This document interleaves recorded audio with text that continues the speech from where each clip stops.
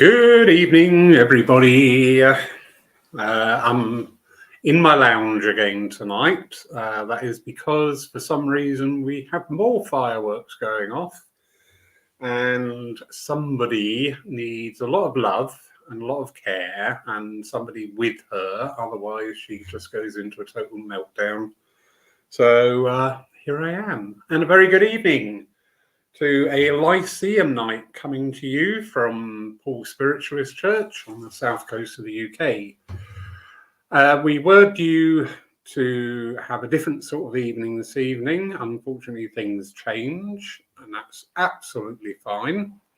So you've got me. So now's the time to turn off, everybody. Excuse me. I'm going to talk tonight. I've got so many things bubbling around. There's so much going on at the moment.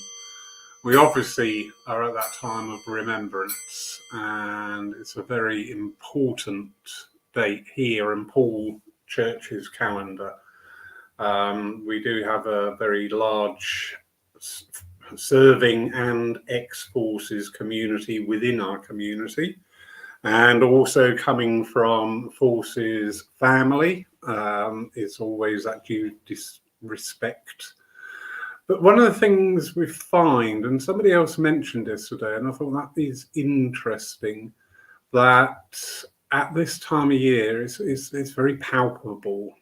You know, what's happening in our world today, aside, respectfully, it's always a very palpable energy, and it does tend to lift. I think back over past remembrance days, and it does tend to lift once we've expressed that emotion. But it does tie in well with, I was just going to talk about some of the pitfalls we may face as working mediums. Now, however that mediumship unfolds, be it through the evidential side, private sittings, speaking, running churches, centres, groups, running online services, etc., we're all expressing our mediumship. We're all expressing that inspiration that we are surrounded by all the time from the spirit world, because they love us. You know, and they want us to do well. They want us to achieve. They want us to rise in any field that we choose, as long as we put the legwork in as well, not just sitting back saying, okay, spirit, make me the best medium. We have a very equal and very, very important part to play in all these assignations that we have with the other world. I was going to say, I'll just talk about some of the pitfalls that we come up against, and this is not going to be comprehensive of everything that we find, but I just want to pick up on a few of the salient points. Now, it's been a thing of mine. I've done a couple of posts of late, and it is something that knocks around the back of my head. And when we talk about when we're going out to work, in however our mediumship is being expressed, how do we eat? What should be our diet around there? And I'm not talking the general diet. We may be vegan, vegetarian, omnivore, whatever our normal everyday diet is. But around the times when we're working, and it's a very interesting comment made by one of our spiritist friends. And he was saying, if I can get it back up by signing into the right page, bear with me. And I just found that really fascinating what he had to say. And if my chat bar will allow me to search. No, you're not going to play, are you? There we go.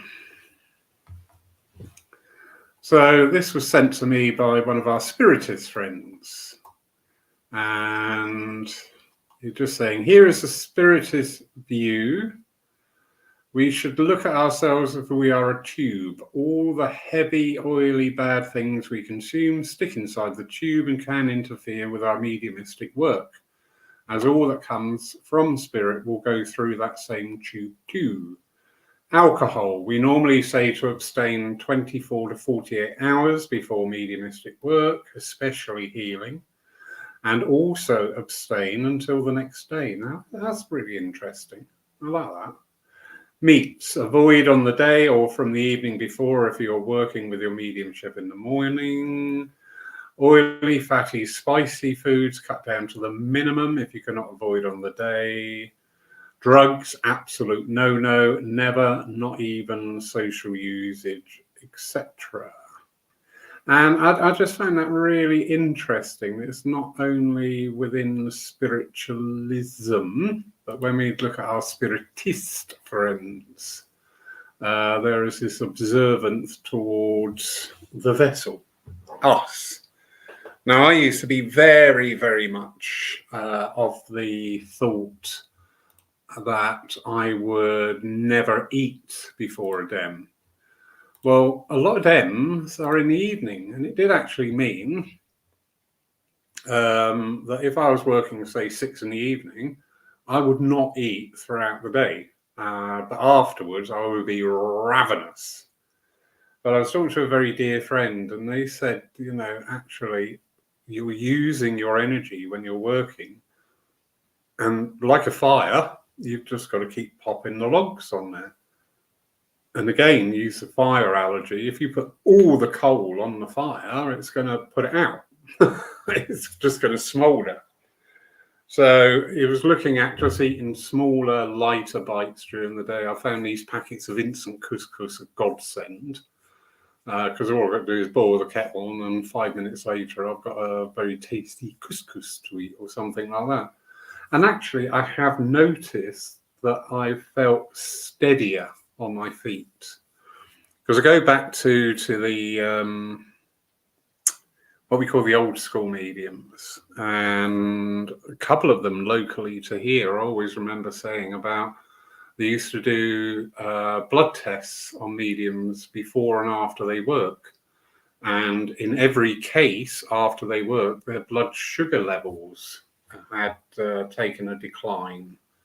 So that's interesting, because obviously if there is any propensity to diabetes, that could actually maybe exacerbate it a bit. And as we mature, our bodies change. And yeah, that's something we've got to look out for. So yeah, please join in with the conversation, anybody listening out there. And so I'll just go through a few little areas. So I'll just touch on diet. We can come back to diet, about eating habits. If anyone's got any tips, or they may have noticed themselves without actually consciously thinking about it, how their diet may have changed due to working with the spirit world. Because I find that fascinating, that interaction between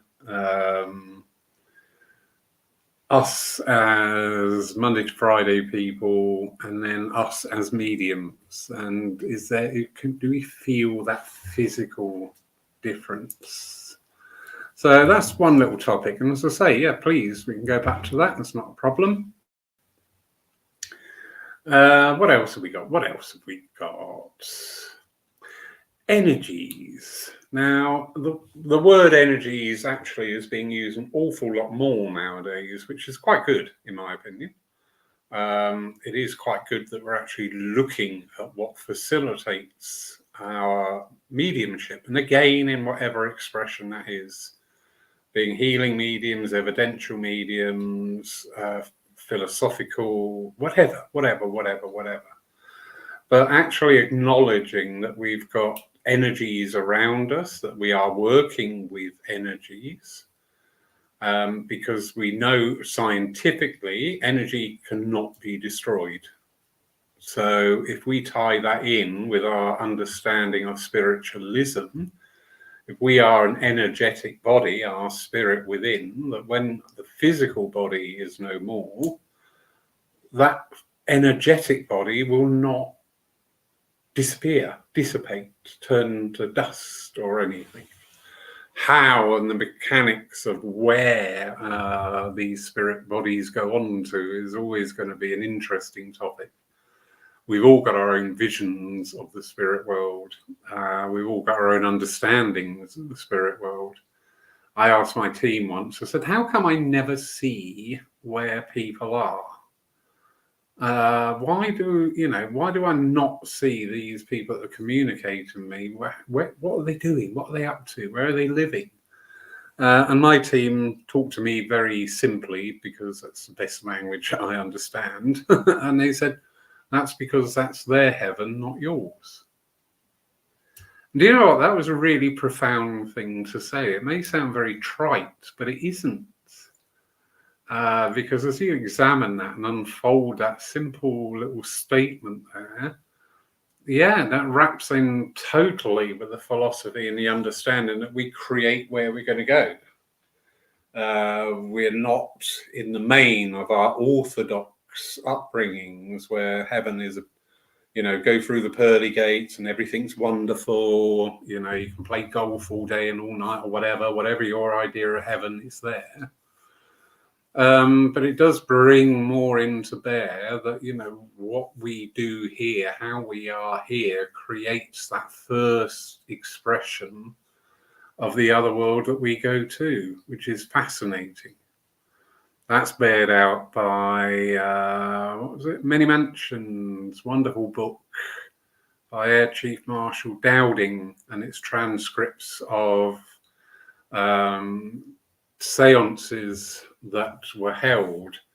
And a lot of them, because it was during the Second World War, a lot of the communication was with servicemen and women who had passed over in conflict.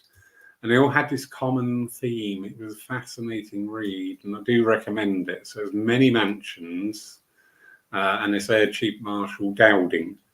And these commonalities were that these dear souls that had parted in these wartime conditions didn't go somewhere magical. They weren't transported off. They weren't suddenly ascended. They weren't transported like in Star Trek, but they were very much in tune with the surroundings at the time of passing.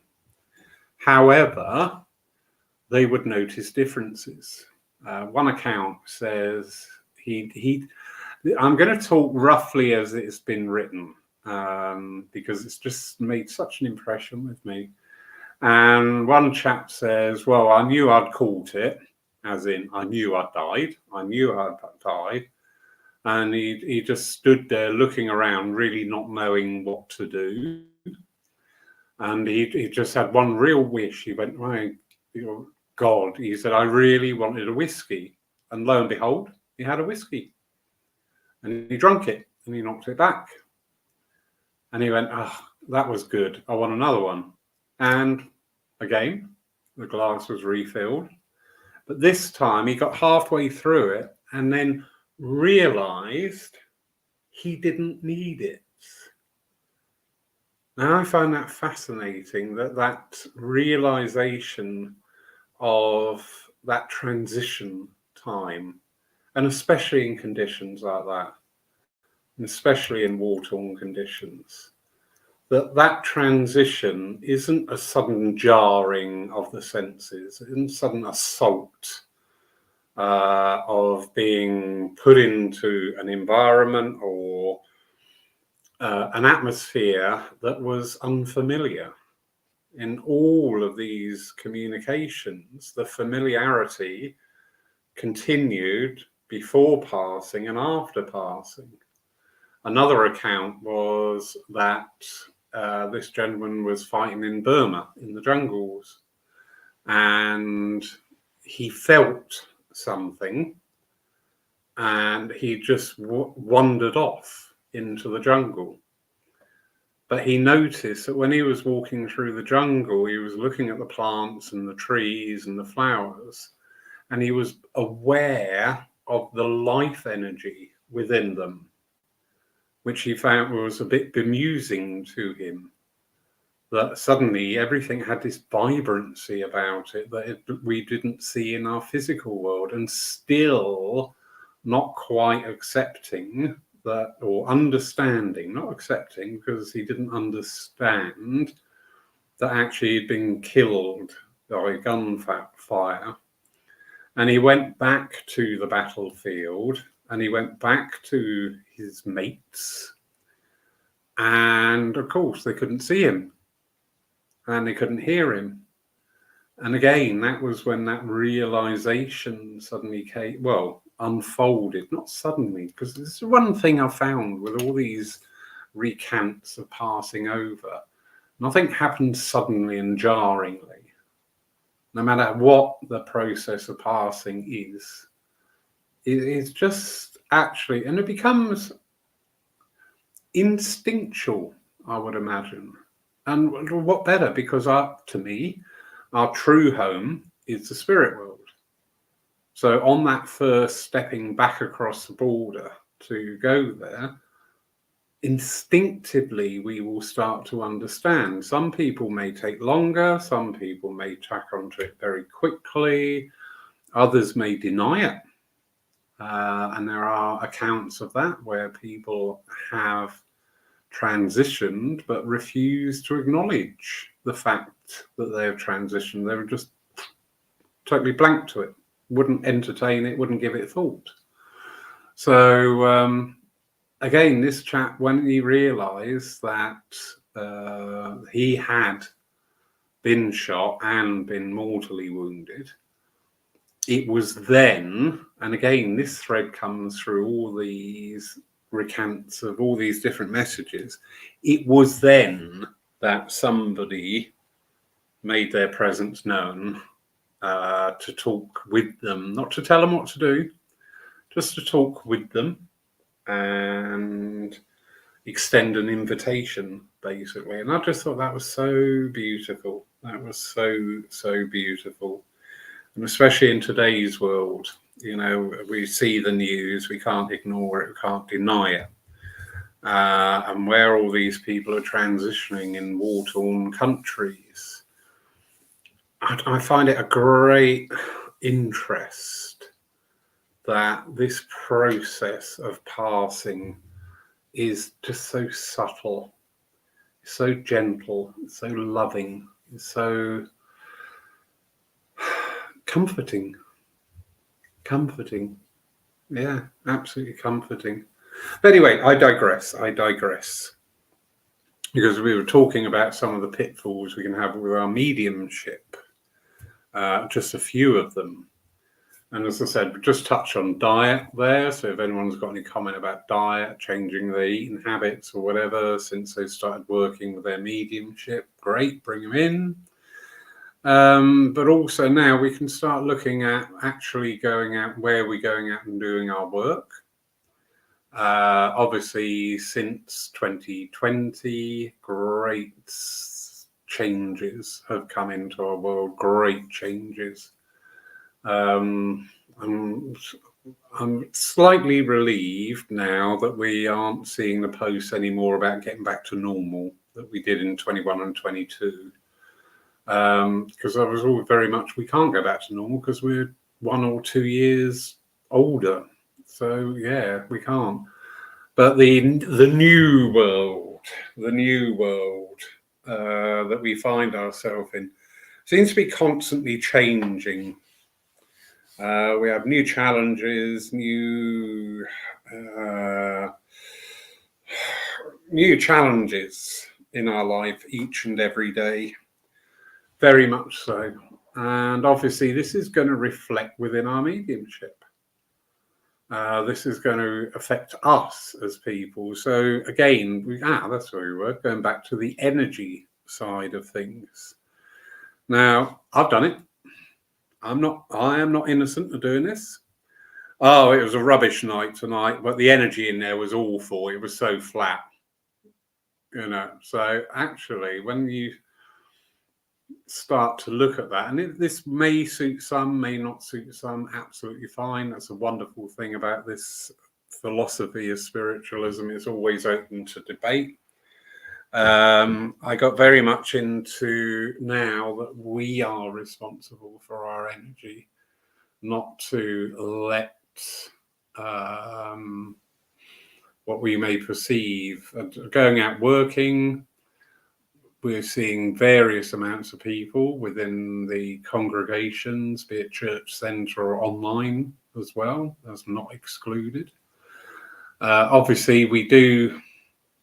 I want to walk out and see a full house or something. Yeah, great. I'd love that.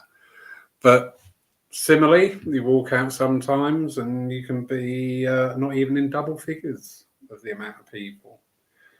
And that can be quite a challenge for us in our mediumship, because we can say, if we say to ourselves we can't do something, guess what? Yeah, you can't do it, because you've just told yourself you can't do it. But do we do that as well when we go into whatever venue, be it in person or virtual, and not see a big attendance, in our opinion? Do we then say to, oh, this is going to be pants because there's no energy in there?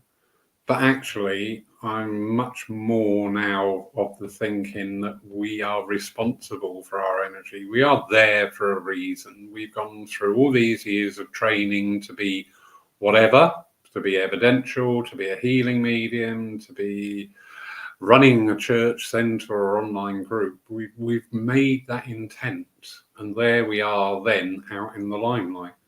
And as I say, if you've got 440 or 400 in front of you, I can only compare this on my route. I know that a few years ago that would have put me off, having a very low turnout. That would have really put me off, and I would be using what is I now think of as an excuse because there was no energy there. That's an interesting statement, isn't it? There's no energy there. Where is this place? There is no energy. Somebody point it out to me on a map.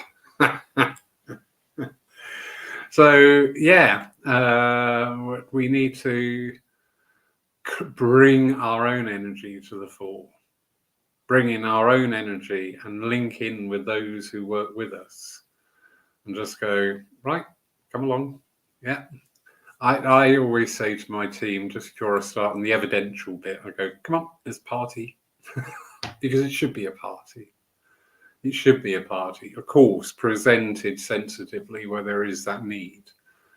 But, what a joy. What an absolute joy it is to bring forward and make those connections again for people. It can mean so, so much. And alongside the continuing process about bringing forward that evidence of the continuity of life. Now, when we've mastered that energy part, when we've said to ourselves, don't let the numbers just, denigrate your work, because if there's 100 or 1,000, you still work. So, yeah, I think sometimes we need to look at how we judge the energy and also the people as well. It's getting interesting now. Since mediums have been speaking more with each other since 2020. Before that, we were very much like ships that pass in the night, and just a very lone journey, and a very lonely journey sometimes as well with our mediumship. But nowadays, people are talking with each other. We are swapping experiences. We're not going into things in a negative, nasty attitude of just trying to be destructive with our thoughts and with our words. They're just actually sharing experiences. I've had some marvelous, this, you can't see it, but this table I'm sat around, if this could talk, oh my goodness, I'll probably have about 3 books out of it, because we've had some wonderful conversations.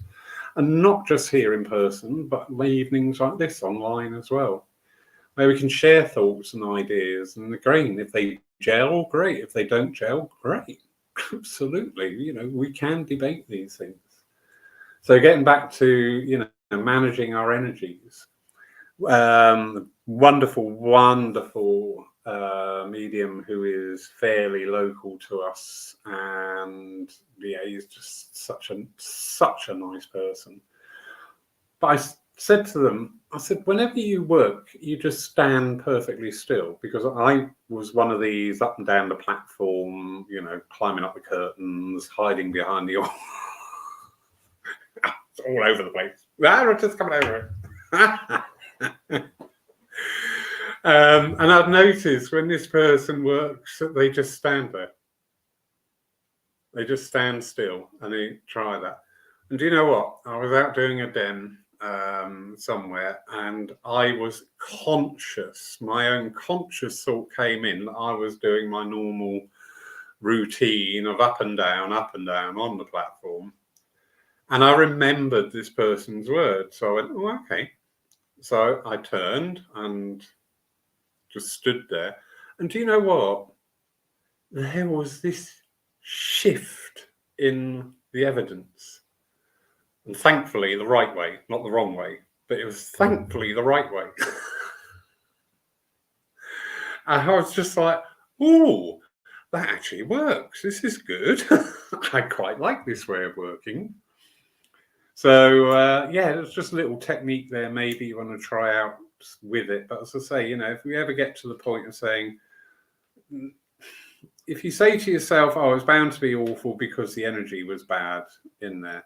All right, I do accept that. In fact, one medium actually put a post out a little while back and said about how they sat there energetically interfering with another medium's work. And I just thought that was awful.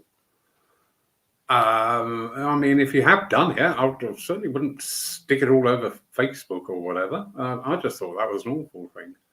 And yeah, we can have challenging people. I am having this constant battle with myself when I work. When I come up against the character of, and I'll give you, this is a real example, right? I am being made aware here we've got links to Edinburgh. Yes, that's right. And we've got links to Corn. And all I got out was corn out of Cornwall, and it was straight away, nope. I went, wall, allow me to finish the word. I said, so you can recall every link, every person, everything instantaneously throughout your life. Yes, I can. And I said, well, you're very clever then, aren't you? And you've proven that. Well done, you. And do you know what? It gets me involved then, because the irritable Lawrence comes out, and that's no good. And that is something I'm really, really working on. I am really working on. And actually, I will say this, I managed to turn that round from that sort of like, this could go horribly wrong now, to actually it then worked. But only because I'm conscious of it. But as I say, yeah, I understand we get people that are challenging. What else have I? What was that one? Oh, yeah, that was a nice one. Given the evidence, maybe, possibly, and I'm like, you are beginning to do this deliberately now, and be careful.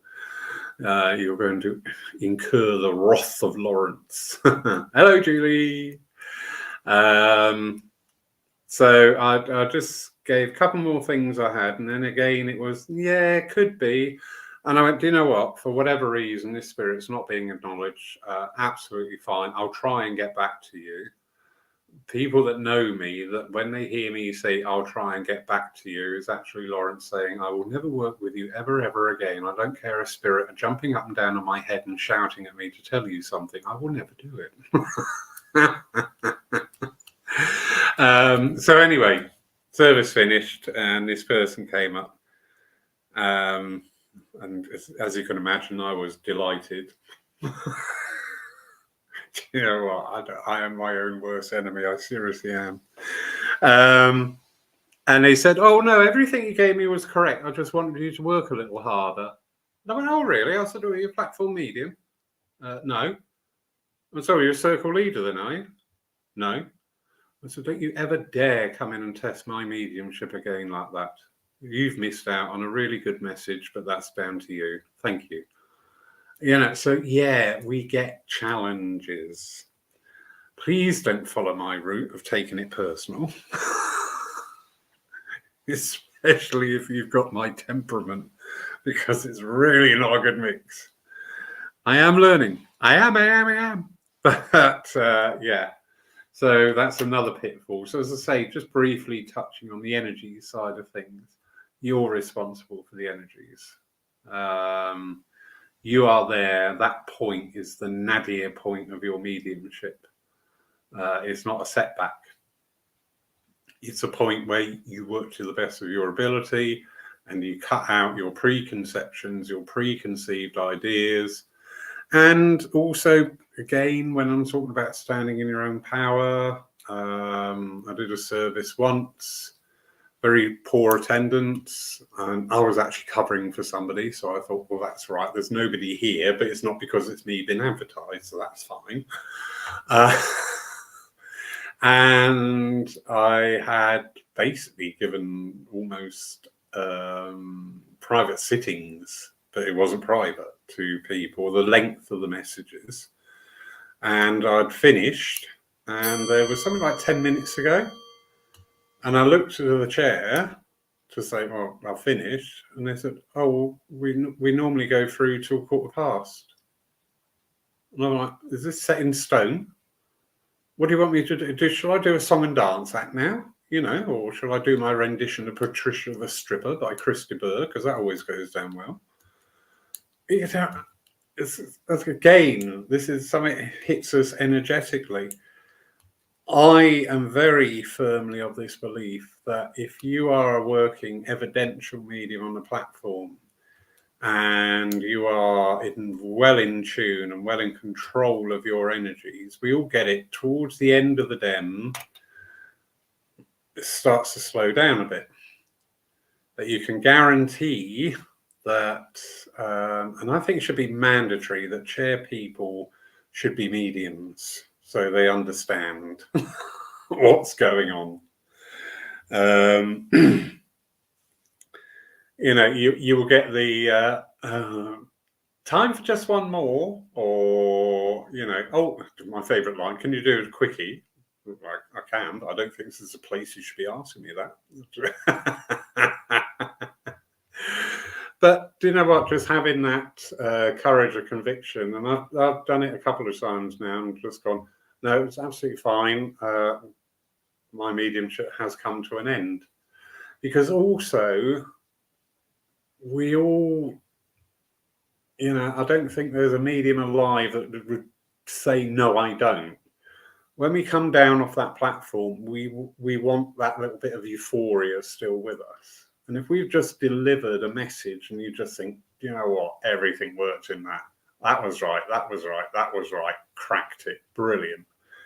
And then you got a chairperson saying, oh, just do another quick one or something like that. So actually, just say, well, thank you very much for the offer, but I have come to the end of my demonstration. Because 9 times out of 10, when we have to do that quick one at the end, it's going to be the worst message of the night. That'll be the one, that everything goes wrong.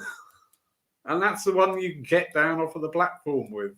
And that's the one that you'll use as a measure for your whole demonstration. So yeah, take charge. Take charge of your energy. Take charge of your mediumship. And yeah, don't be afraid to say, well, actually, I feel this is the end of my demonstration, but thank you very much. If you finish 5 minutes early, what happens? Does the world end? Does the ceiling of the church collapse or something? I've not found that yet. But there does seem to be this program. No, you've got to go through till past or 20 past. And the fact that you may be dragging yourself to it is totally irrelevant, because we go through to 20 past. So yeah, take control of your mediumship. Take control of your mediumship. Keith Morn, best platform medium I've seen. Sat down, Lawrence. You can't have an ego in this job, and many have. It's best to let what other people say go over your head. Yeah, that's very true. We do need the energy of ego, but there is a very big difference between having that ego, because to stand up in front of people isn't everybody's cup of tea. We had a lady years ago, and she was cracking medium. She was fairly new out. Well, in fact, she was brand new out on the platform. Her evidence was wow. Wow. She really broke the mold of the style of evidence at that time. I'm going to get on to that. But every time she went to go up on platform, she threw up. Bless her heart. Every time. So the platform never went anywhere with her. Poor so-and-so. And such a shame. Such a shame, because her demonstration was just... I was sat there slack-jawed listening to her evidence, the detail in it. I was like, whoa, this is a privilege to hear this. Unfortunately, over the sound of retching, she started being sick. So, yeah, we need that certain ego, or as we may call it, that confidence to stand in front of people. But again, it can go to the other side. We had a medium used to come in and go, right, how many are in the audience tonight? And I'm going, yeah, this is a divine service and we have a congregation. This isn't the theatre. This is a church. And yeah, he was a very passable demonstrator. Yeah. But do you know what? Things unfolded in his personal life, which meant he had to step right back from the platform for a couple of years.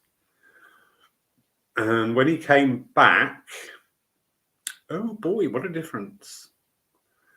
It's like he had the humility implant put in while he was away from the platform for the 2 years. And I don't mean being, humble, grovelly, subservient, just actually recognizing the essence of what we do as mediums. That effect that we can have on people, that joy, that love, that upliftment, that healing that we can bring. And when he came back, actually, yeah, his mediumship went ding, because he understood what he was doing more. He understood the implications. He understood the divinity of our work. So, yeah, that was interesting. I got sidetracked again there. Sorry, it's a bit like sitting with Roddy Corbett tonight. I'll just go wandering off and meandering down the paths. But yeah, ego, we do need that confidence to stand up there. I used to do training in my previous jobs, and one of them was for customer-facing staff. And I always used to teach them, you've got to be confident. When you're handling the public, you have to be confident. And when you give out hotels, and when you say to them, all right, here's your bill, that's, I don't know, £200 for last night. Thank you very much for coming. I said, if you hand that bill going over and thinking, I think that's right, do you know what? They're going to be on you like a pack of dogs. And I would as well. What do you mean you think that's right? You are the person who should know that's right. That's your job. It's not hard. So, yeah, we need that confidence about what we do. But then we can only build that confidence on knowing that we do a good job. Because again, this is where ego becomes egotistical. I saw a virtual dem the other night and I was sorely disappointed. Yeah, it wasn't what it was, but it wasn't mediumship. I know that much. I sound like a cranky old man now, don't I? But I do have fun. But But yeah, the demonstrator had bags of confidence and bags of ego energy, but the actual content of the demonstration was woefully short of the mark. So yeah, it's interesting. Thanks for that, Keith. Susan. Ooh, just seems like 5 minutes ago I've asked you. We need to protect our energy, mind, and our mediumship. Good point. Our mediumship. As I was alluding to just a little bit earlier about where we take our mediumship. You know, it was always drummed into us, BC. This is my new thing. BC is before COVID. So it was always drummed into us, BC, as platform mediums, that when you get a booking, you just automatically say yes. You don't check your diary. You don't do anything. You just go, yes, I would love to. And you keep going out and doing it. And you keep going out and doing it. And you keep going out and doing it. And we're looking at very one-sided of being of service to the spirit world. But actually, when, you know, we look at one of the principles, personal responsibility, that's the word, personal responsibility, and especially since 2020, and this is about some of the physical places where we may call to work, and also some of the virtual places we may be asked to work. And actually, we've got to ask ourselves the question, do we want to take our mediumship there? Now, that's not arrogant. Trust me, that is not arrogant. I found since 2020 that my mediumship has changed. I was doing a service and I said to this lady, da da da da da, and she was going, yes, yes, yes. And I went, have I worked with you before? She went, no. And I went, this is weird, because I know this and I can't describe it. I just know what's coming up in this message. I sat with the spirit team and I said, what is this? Why is my evidence now feeling more like my own memory rather than the way it was? And again, because they talk to me simply, and so I understand it, and they said, you're not developing your mediumship. And again, I got it. Absolutely got it. Yeah. I was a medium. I was getting bookings. Stopped sitting in circle. Yeah. I was the epitome of what I call, and this is before I took the church over, by the way, everybody. I was the epitome of what I refer to lovingly today as the 90-minute spiritualist. That 90 minutes, I'll be up there on the platform doing the service and working and blah, blah, blah, and it all working. And then the rest of the time I was doing zilch about my own development, about my own spirituality, about my own understanding of things, about my own education. So I just stayed there. I just got that ability to go out on the platform and pass off a passable demonstration of mediumship, and there it stayed. So that was a really big wake-up call to me. So I really did start working, and I'm so fortunate because of the work that I do here and the people I can come in contact with and the conversations we've had. So we're looking at, and this came up in one of our classes today, and saying about I was introduced to this way of demonstrating the mediumship by the lovely Jack over in Denmark. Whereas you work with the spirit first, you get that link through from the spirit first. So you would start giving some pieces of information. I've got a gentleman here. I know I've got First World War conditions, so we are going to a grandfather, and he was in the rifle regiment. And he was at Ypres as well. He was at the Battle of Ypres. And then either saying, would anybody understand this gentleman? Or at times you would be led to somebody, rather than what we used to do of coming direct. So, Kevin Watson, I want to come to you. I want to talk to you about your grandfather, and I want to talk to you about ginger beer for some reason. He's just holding up a really old-fashioned bottle of ginger beer, and this going direct. So, yeah, and I've found that this working with the spirit for my mediumship actually has improved it. However, this is the law of balance coming in. I did overhear a comment being made when I was demonstrating of he doesn't know where he's going. And I was just like, yeah, because I haven't got there yet, love. Bear with me. So, yeah, it's just interesting because sadly, and I do mean this sadly, and I'm not having a dig or a pop at anybody, but it is just so sad that you go out to some places again. These can be virtual or these can be in-person places, and the understanding of spiritualism is negligible. Absolutely negligible. As long as, you know, you could stand there, and again, I'm not being disrespectful. Oh, I've got your mother here and she's so proud of you. Oh, thank you, that was a lovely message. No, that wasn't a lovely message, that was a platitude.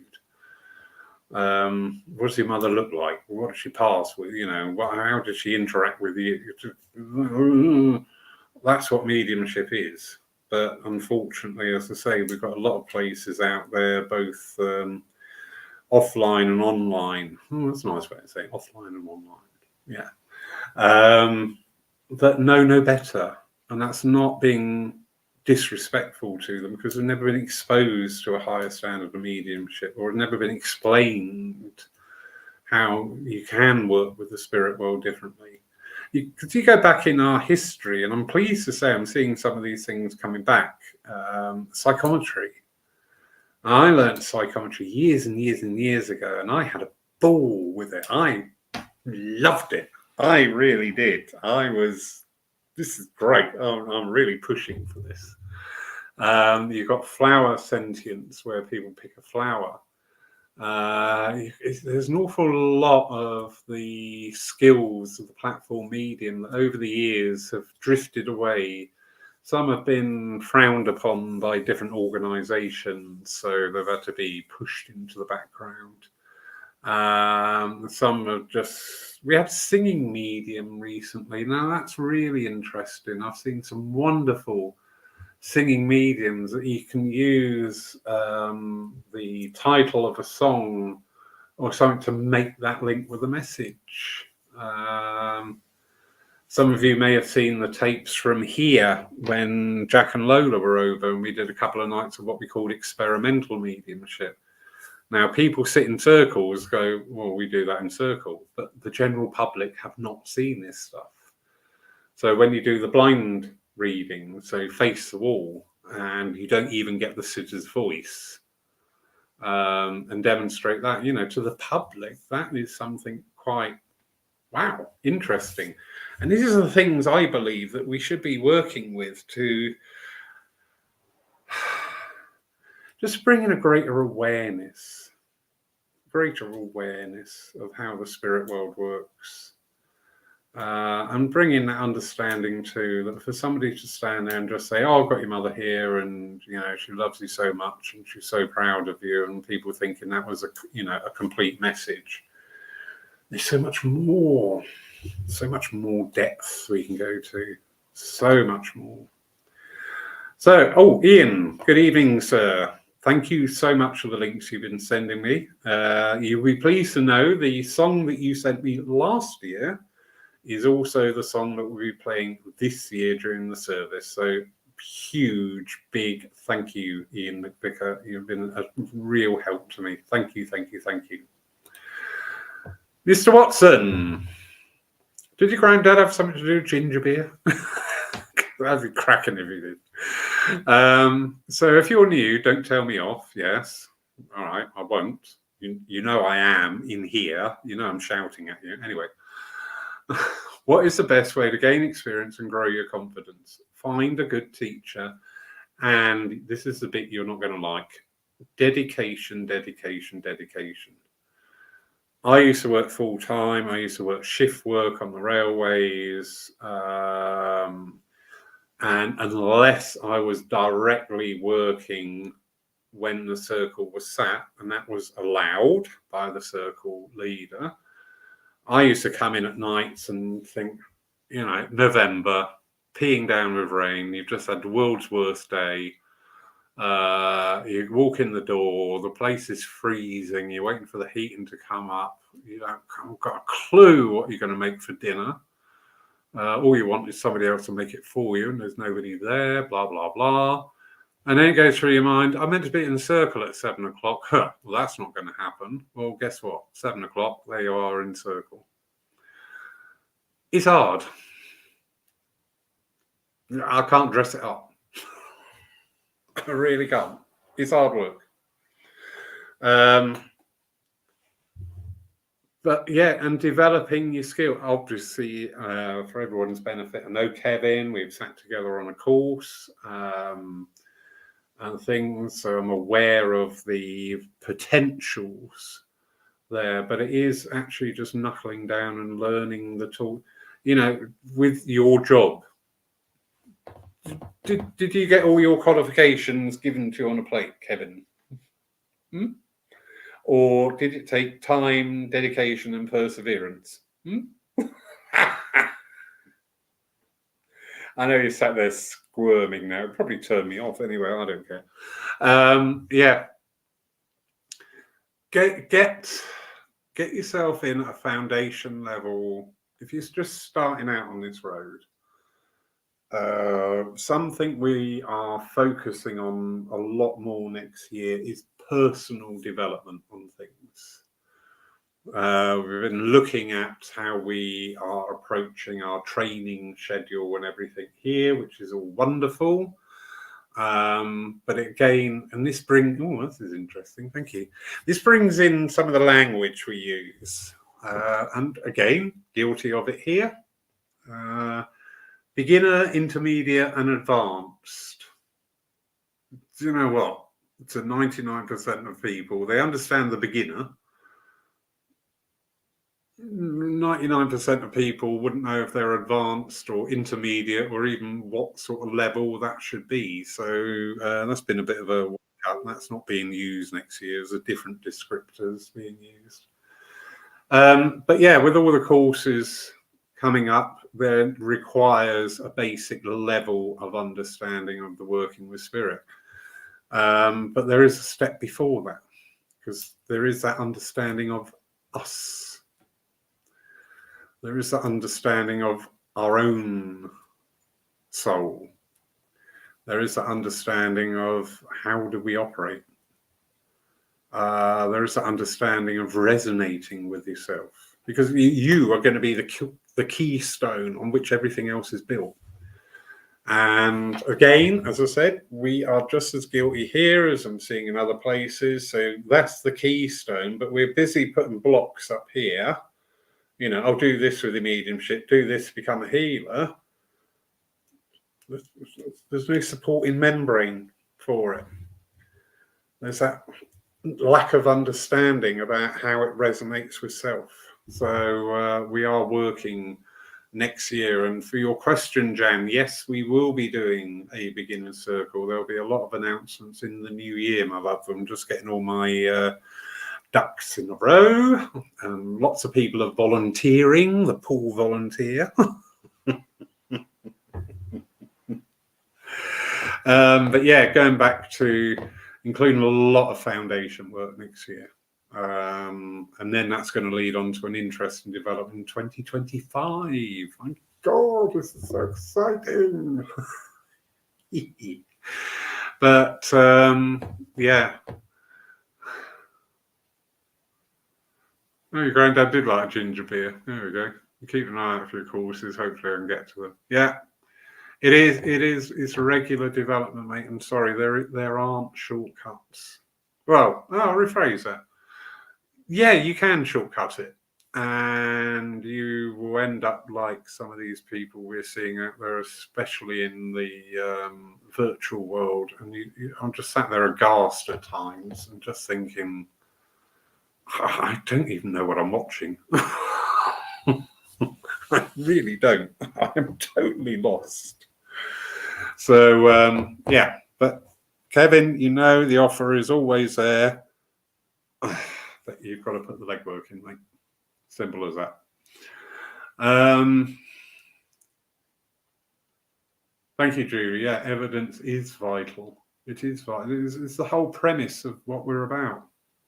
Every time we open these doors to people coming in, we're going to get people coming in and exploring our philosophy, our beliefs, our faith system, whatever you want to call it. And we've got to present an educated and well-balanced presentation. We struggle at times to do that. We have sometimes that first impression, which is so important. I was always taught in my business background, you only get one chance to make a first impression. Really puts the pressure on you a bit, but it's very true. And also people's educational levels are a lot higher today than they were going back a couple of generations. I'm not saying a couple of generations ago everybody was thick by any means, but higher education was for a very select few, whereas today's world, higher education is open to all. So you're going to get people coming into our church and centres that have got a good standard of education. And, if they've got somebody up there saying, oh, I want to come to you, this is what I actually heard. And I was just sat there and I'm, what? Do you know what? You remind me of the grass. The way you sway gently, it's beautiful. And you're there all day swaying. And I just sat there going, what am I watching? Seriously, what am I watching?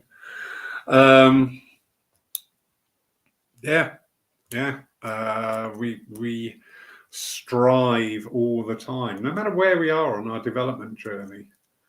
When we're at the beginning, very crucial. Next year, we've got Paul Jacobs coming here, and he's going to be working with entry-level people. And somebody said to me, well, how did you manage that? He never works with beginners. But I'd said to him, do you know what, Paul? I'm seeing so much nonsense being taught out there. I think there's really good mileage in, experienced demonstrators talking plainly. And Paul Jacobs will talk to you very plainly. He's quite well known for that. And I love it. I absolutely love it. Because also, people look at that sort of like situation and think, oh, he's going to upset people. Yeah, don't look at all the negative. What about the people? If somebody like Paul Jacobs said to me right at the beginning, do you know what? If you really knuckle down and really work at that, there's great potential with you. That would be something I would take through my entire tutelage, That would be such an empowering moment to spur me on. So it's not, being honest is not a negative thing, although our current world tells us it is, because whatever we say is wrong. Moving on rapidly. Right, how have we got here? Do you know what? Today's just gone like a huge, great big thing. I don't know what. Claire, lovely Claire. Is everyone terrified to start? Terrified? Yeah. Nerves, obviously. Fear. It's not good energy to work in, but it is something you overcome. But it's about approaching things sensibly approaching things with an open heart, open mind, and yeah, steady wins a race. Really does with it. Really does. But yeah, beginnings. I mean, it's finding the right tutors. It is finding and trusting those people who are going to develop you. It's also trusting yourself as well, because I've had it. Somebody left my circle a few years ago, and they were quite nervous, and they said, "I'm really sorry, but I've had this offer of another circle." And I went, "That's great. You've been sat with me for 2 years. Brilliant. That's how circles go. You do evolve through different circles." And he said, "Oh, I thought you'd be really angry." I said, "What would I be angry about? You wanting to develop yourself? Go on, shoot, do it." Anyway, 3 weeks later, they came back and said, "Can I come back?" And I went, "Why?" "That other circle was horrible. This happened, that happened, and everything." "Why would Spirit do that?" And I said, "Because you put yourself out there to learn lessons. And not every lesson comes wrapped in bows and with puppies. And that's fine. That's part of your development. So never be afraid that, if you find a circle, if you don't like a circle because you keep getting told off by the tutor because you're not listening to them, is that the tutor's fault or yours? Personal responsibility. But if you find a circle, and also, just watch what you pay, please. Please watch what you pay. And also look at the energy in which they're trying to draw you into these things.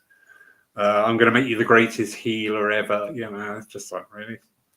Are you sure? Are you sure? What's your lineage? Look at their Facebook page. That's always really telling. So many people forget that. It's so funny.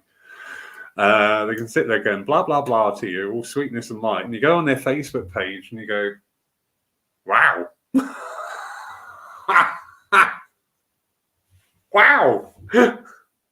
Directly contravenes everything you just told me about you. So that's just a few of the challenges that we face. But the rewards, you know what? The rewards are sublime. I'm going to bring that in. Julie, thank you, darling. There are plenty of ways to work with your spirit group day to day. I don't mean giving messages exactly. Our remembrance service tomorrow, we have a demonstrating medium who will be working with his philosophical mediumship for the address. There will be no messages in tomorrow's remembrance service. No matter where I tried to slot it in, it didn't look and feel right. Now, yeah, I know that is my feeling and my opinion. It just didn't feel right as part of tomorrow's service. We've got 1, 2, 3, 4, 5 speakers who will be delivering parts of the service all the way through. And also at the end of the day, it's church. And, 49 Sundays come along here, and as part of the service, there will be the evidential mediumship. One Sunday of the year, there will be no evidential mediumship because the message is within the service. But Julie, there are plenty of ways where my poor guides must get fed up with me asking them to show me things, signs, etc. Yeah, I say about my gut. I know when I am going to pass to the spirit world, because all my guides will suddenly start reincarnating on Earth, saying, "Quick, get out of here! He's coming."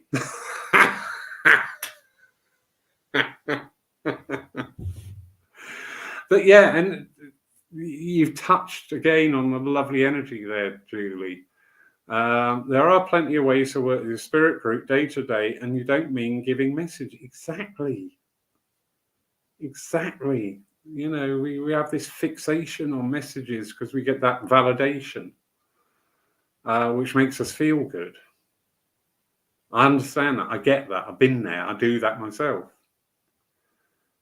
But not all the time. What is wrong with using the spirit team to improve your healing? What is wrong with using the spirit team to just make you a better person.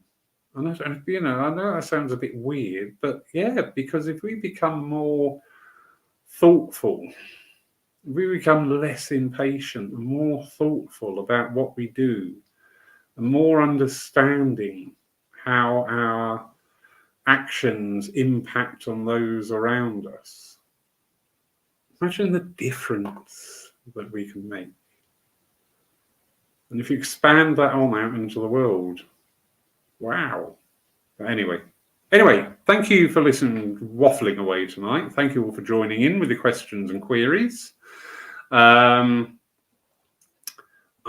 haven't got access to my calendar right at this time, so I can't tell you who's on next week, but I know somebody is on next week, other than me. Tomorrow, if you are interested, our Divine Remembrance service will be streamed on our Facebook page. Hello, Craig, out in sunny Switzerland, you lucky so-and-so. Our remembrance service will be streamed tomorrow onto our Facebook page and also our YouTube channel. And there's a lot of work gone into it. There are some very eloquent speakers taking part of the whole presentation. So, if you've got an interest, watch a spiritual service without evidential messages. It can be done. And I know tomorrow is going to be an emotional roller coaster, but it will be beautiful. So anyway, have a wonderful evening, everybody. Send your thoughts out to Kat, because she really, really is freaking out with the fireworks. Poor little madam. I can't do anything for her. See you next week. Have a wonderful evening, and thank you so much for joining us. Good night, everybody.